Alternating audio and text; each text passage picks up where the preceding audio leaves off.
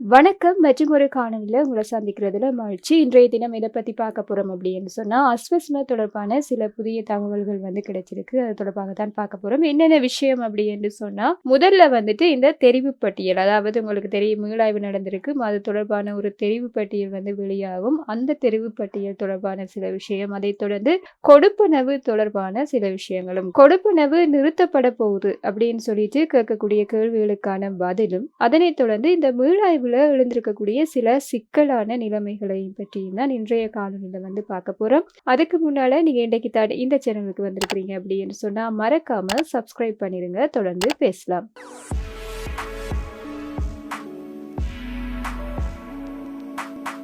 முதல்ல எல்லாருமே கேட்கக்கூடிய கேள்வி என்ன அப்படின்னு சொன்னா, இந்த கொடுப்பனை நிறுத்தப்படுமா? அதாவது உங்களுக்கு தெரியும், அஸ்வஸ்ம அதாவது முதலாம் கட்டத்துல இருந்து 4 பிரிவினரா இந்த கொடுப்பனை கொடுக்கப்பட்டிருந்தது. அதுல லாஸ்டா கொடுக்கப்பட்டிருந்த அந்த 2500 அதிகரிக்கப்பட்ட 5000 கொடுக்கப்பட்ட கொடுப்பனை நிறுத்தப்பட்டிருந்தது உங்களுக்கு தெரியும். அதை தொடர்ந்து 3வது பிரிவினருக்குமே நிறுத்தப்படக்கூடிய காலம் வந்ததுமே தொடர்ந்தும் இன்னொரு 6 மாசம் அந்த காலம் நீடிக்கப்பட்டிருந்ததுமே உங்களுக்கு தெரியும்.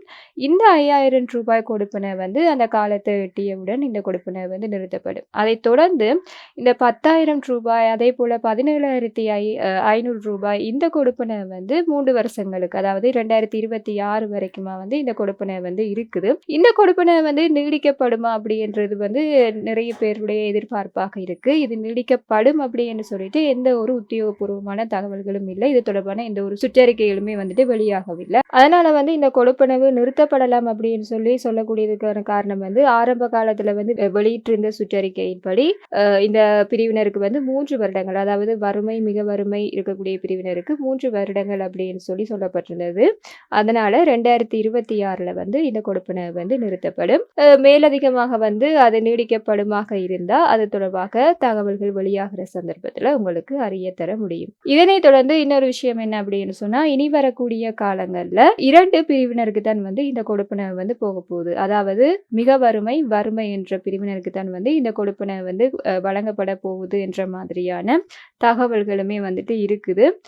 தொடர்ந்து பார்க்கலாம். எங்களுடைய இந்த மீளாய்வுக்கு பிறகு வரக்கூடிய தெரிவு பட்டியலை தொடர்ந்து என்ன மாதிரியாக இந்த கொடுப்பனை கொடுக்க போறாங்க அப்படின்னு சொல்லிட்டு, இப்போது வரைக்குமே இந்த 2 பிரிவினருக்கு தான் கொடுக்க போறோம், பின்னால் இருக்கக்கூடிய அந்த 2 கேட்டகரியும் நீக்கப்பட போகுது என்ற தகவல்கள் தான் போய்கொண்டிருக்குது.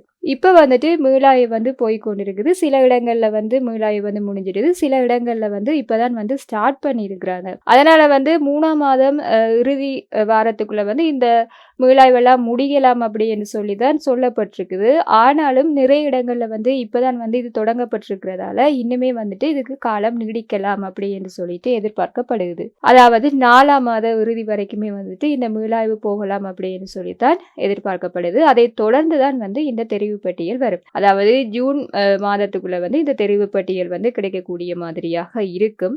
இந்த தெரிவு பட்டியல் எப்படி இருக்க போகுது அப்படின்னு சொன்னா, இப்ப மீளாய்வு எல்லாருக்குமே நடந்திருந்தது. இந்த மீளாய்வினுடைய அடிப்படையில மீண்டும் இந்த புள்ளிகள் போடப்பட போகுது. இந்த புள்ளிகளினுடைய அடிப்படையில தான் இவங்களை கொடுப்பனவு கொடுக்கிறதா அல்லது நிறுத்தப்படுமான்றது தீர்மானிக்கப்படும். அதாவது ஏற்கனவே இருந்த புள்ளிகள்ல நிறைய மாற்றங்கள் இருக்கலாம். இப்ப நடந்த மீளாய்வின் அடிப்படையில ஏற்கனவே வறுமையாக இருக்கக்கூடிய ஒரு நபர் இப்போது அவங்களுடைய பொருளாதார நிலைமை சற்று உயர்வடைந்திருக்கலாம். அதனால இவங்களுக்கு அந்த புள்ளிகள் குறைக்கப்படலாம்.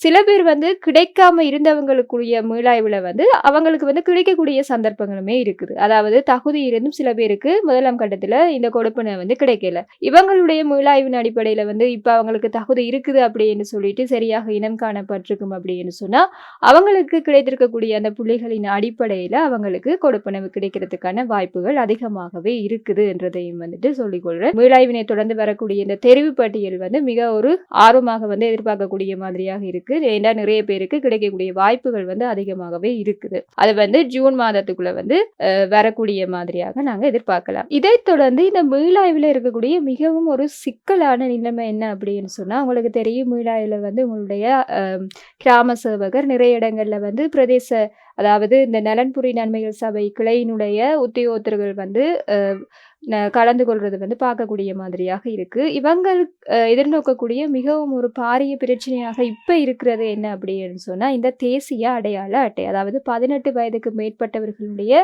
தேசிய அடையாள அட்டை இல்ல அப்படி என்று சொன்னா, உங்களுக்கு அந்த கொடுப்பனவ இழக்கக்கூடிய மாதிரியாக தான் இருக்கும் அப்படின்னு சொல்லப்படுது. இந்த மீளாய்வு நடக்கிறதுக்கு முதலே வந்து இந்த தேசிய அடையாள அட்டையினுடைய அவசியம் பற்றி பல மட்டங்கள்லையுமே வந்து உங்களுக்கு வந்து தெரியப்படுத்தியிருந்தாங்க. பிரதேச செயலகத்தினூடாக, அதேபோல உங்களுடைய கிராம சபையர் ஊடாக இந்த ஒரு விஷயத்தை வந்து தெரியப்படுத்தியிருந்தாங்க. நலன்புரி நன்மைகள் சபையுமே வந்துட்டு இதை வந்து மிகவும் வந்து வலியுறுத்தி இருந்தது. ஆனா சில பேர் வந்து இது தொடர்பாக கவனஈனமாக இருந்தபடியால இந்த ஒரு சிக்கல் வந்து ஏற்பட்டிருக்குது. இது தொடர்பாக நிறைய உத்தியோகத்தர்களுமே வந்துட்டு இது ஒரு பாரிய சிக்கலாக இருக்கு, இது வந்து பொதுமக்களுக்கு போய் சேரணும், இந்த முறை வந்துட்டு இந்த தேசிய அடையாள அட்டைன்றது வந்து மிகவும் முக்கியம்ன்றதை வந்து தெரியப்படுத்துங்கன்ற தகவலை வந்து வழங்கியிருக்கிறாங்க. அதனால இனி வரக்கூடிய காலங்கள்ல இன்னுமே மீளாய்வு நடக்காம இனிதான் உங்களுக்கு மீளாய்வு நடக்க போகுது அப்படின்னு சொன்னா, கண்டிப்பா 18 வயசுக்கு மேற்பட்ட எல்லாருடைய தேசிய அடையாள அட்டையுமே வந்து எடுத்து வைத்துக் கொள்ளுங்க. உங்களுக்கு தெரியுமே, இப்ப கிராம சேவகர் வந்து உங்களுடைய வீடுகளுக்கு பார்க்க வாரார் அப்படின்னு சொன்னா, வாட்ஸ்அப் குழுவினூடாகவோ அல்லது தொலைபேசியினூடாகவோ குறுஞ்செய்தியூடாகவோ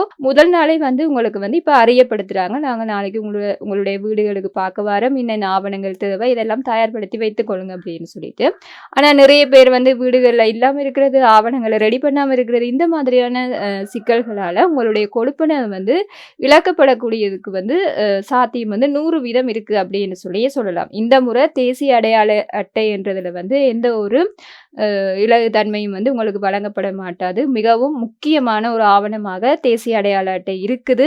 இது தொடர்பாக உங்களுக்கு ஏதாவது பிரச்சனை இருக்கு அப்படின்னு சொன்னா அதை உடனடியாக தீர்த்து அதுக்கான அடுத்த கட்ட வேலைகளை வந்து செய்து கொள்ளுங்க. அடுத்து இன்னொரு விஷயம் என்ன அப்படின்னு சொன்னா, இந்த அஸ்வஸ்ம கொடுப்பனவு வந்து தொடர்ச்சியாக கொடுக்கப்படுது. அதாவது உங்களுக்கு தெரியும், ஆரம்ப காலத்துல சமுர்த்தி கொடுப்பனவு கொடுத்தது மாதிரி வாழ்நாள் பூராகவும் இந்த அஸ்வஸ்ம கொடுப்பனவு கொடுக்கப்படுமா அப்படின்னு சொல்லி கேட்டீங்க அப்படின்னா இல்ல. இந்த முதல் 2 வயதினருக்குமே வந்து 3 வருடங்களுக்கு அப்படின்னு சொன்னா இந்த 3 வருடங்களுக்கு தான் இந்த கொடுப்பனவு. அஸ்வஸ்மன்றது வந்து ஒரு தற்காலிகமான கொடுப்பனவு என்றதை வந்து நீங்க கவனத்துல கொள்ள வேண்டும். தொடர்ச்சியாக வாழ்நாள் பூராகவும் கிடைக்கக்கூடிய கொடுப்பனவு இது இல்ல. அடுத்தது இந்த கொடுப்பனவு வந்து எப்ப நிறுத்தப்படும் அப்படின்னு சொன்னாலும், இந்த இரண்டாம் கட்ட அஸ்வஸ்ம கொடுப்பனவு எடுக்கக்கூடியவங்களுடைய அந்த காலம் முடிவடைந்ததுக்கு பிறகு இந்த அஸ்வஸ்ம கொடுப்பனவே வந்து நிறுத்தப்படலாம். அதை தொடர்ந்து வேற ஏதாவது புதிய திட்டங்கள் வந்து அறிமுகப்படுத்தப்படலாம். அதை தொடர்ந்து தான் நாங்க பார்க்க வேண்டும். ஆனா இந்த கொடுப்பனவு வந்து தொடர்ச்சியாக உங்களுக்கு கொடுக்கப்பட போறது இல்லைன்றதை வந்து கவனத்துல கொள்ளுங்க. யாருக்கு இந்த கொடுப்பனவு தொடர்ச்சியாக வழங்கப்படும் அப்படின்னு சொல்லி பார்த்தீங்க அப்படின்னு சொன்னா, இந்த அங்கவீனமுற்றோர், அதே போல சிறுநீரக கொடுப்பனவு எடுக்கக்கூடியவங்க, முதியவங்க, இவங்களுக்கான இந்த கொடுப்பனவு வந்து தொடர்ச்சியாக போக போகுது. அதுவும் இந்த அஸ்வஸ்ம திட்டத்தினூடாக தான் வந்து அவங்களுக்கு போக போகுது. அஸ்வஸ்மக்குள்ள வந்து இவங்களுடைய கொடுப்பனவுகள் எல்லாம் கொடுக்கறதுக்கான நடவடிக்கைகள் வந்து எடுக்கப்பட்டு விட்டது. இதுலயுமே வந்துட்டு நிறைய சிக்கல்கள் வந்து எதிர்கொண்டிருந்தவங்க, அதாவது இந்த முதியவர்கள், அங்கவீனமுற்றவர்களுக்கான அவங்களுடைய தேசிய அடையாள அட்டை பிரச்சனை, அதே போல தற்போது வந்து எல்லாமே வந்து டிஜிட்டல் மயமாக்கப்பட்டபடியா எல்லா தரவுகளுமே வந்து அவங்களுடைய தரவுத்தளத்துல இருக்குது. அதனால வந்து இந்த அங்கவீனமுற்றவர்கள் இவங்க எல்லாருமே இவங்களுக்கு வந்துட்டு அந்த மருத்துவ சான்றிதழ், அதாவது அரசாங்க வைத்தியசாலையில இருந்து பெறப்படக்கூடிய மருத்துவ சான்றிதழ், அவங்களுக்கு என்ன நோய் இருக்குன்றது வந்து உறுதிப்படுத்தப்பட்டதாக தான் வந்து இருக்க வேண்டும். அதுக்கான எல்லா ஆவணங்களுமே வந்துட்டு தற்போது எதிர்பார்க்கப்படுது. அதன் அடிப்படையில வந்து இவங்களுடைய கொடுப்பனவுகள் வந்து தொடர்ச்சியாக இவங்களுக்கு கிடைக்கக்கூடிய மாதிரியான நடவடிக்கைகள் தான் வந்து இப்ப மேற்கொள்ளப்பட போகுது. இனி இவங்களுடைய கொடுப்பனை வந்து இவங்களுக்கு வந்து நேரடியாகவே இவங்களுடைய வங்கி கணக்குக்கு தான் போகும். அஸ்வஸ்ம ஊடாக வந்து இந்த கொடுப்பனை வந்து அவங்களுக்கு கிடைக்கக்கூடிய மாதிரியாகவே இருக்கு.